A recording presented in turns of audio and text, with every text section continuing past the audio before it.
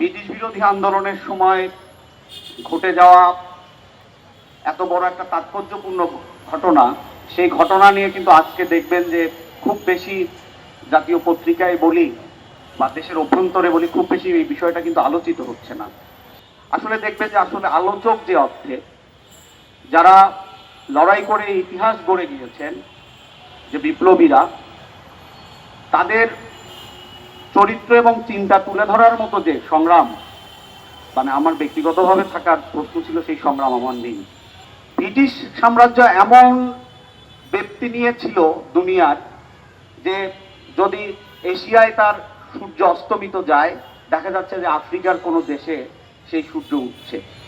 তার মানে গোটা দুনিয়ার একটা বড় অংশ ব্রিটিশ সাম্রাজ্যের অধীনে ছিল। তো সেই প্রায় 200 বছরের ব্রিটিশ বিরোধী আন্দোলনের কথা আপনারা জানেন। তো সেই ব্রিটিশ বিরোধী আন্দোলনের দুটো ধারা ছিল, একটা ছিল হচ্ছে আপোষকামী ধারা, আর একটা ছিল আপোষহীন বিপ্লবী ধারা। সেই আপোষহীন বিপ্লবী ধারারই প্রতিনিধিত্ব করতেন মাস্টারদা সূর্য সেন, বীরকন্যা প্রীতিলতা, ভগৎ সিং।